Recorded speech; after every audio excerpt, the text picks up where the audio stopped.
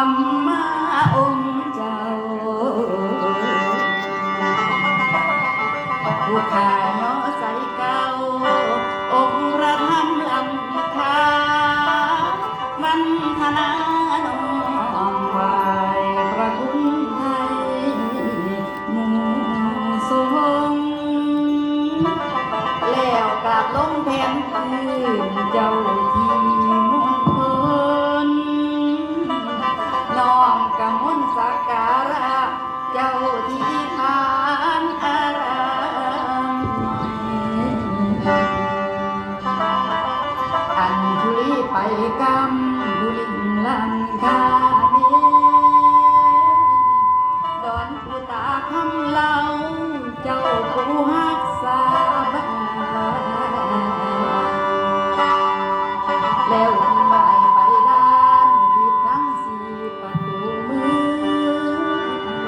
ที่กลับบ้านคำเล่าเจ้าเทวันทุกคนไทย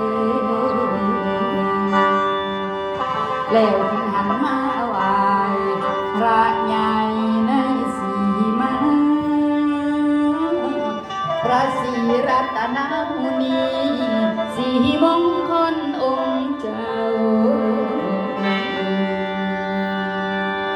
ไหวนั่งเจ้าไหวนั่งเจ้าเวสสุวรรณยักษ์ใหญ่นายทวารเป่าซุ้มอยู่ทางกลางทิศเหนือเมื่อบาดนี้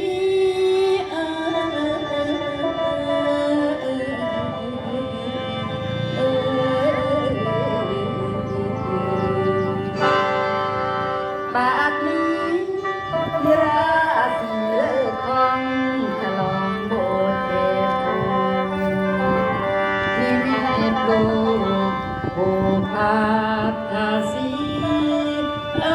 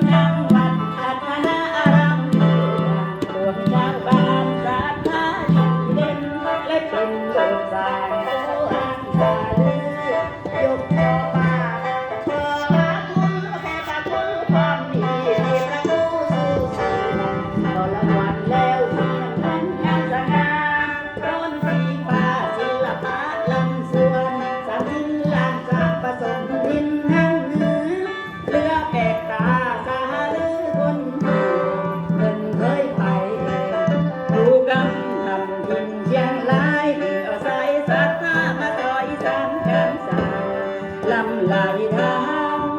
ไหลที่ส่วนที่บน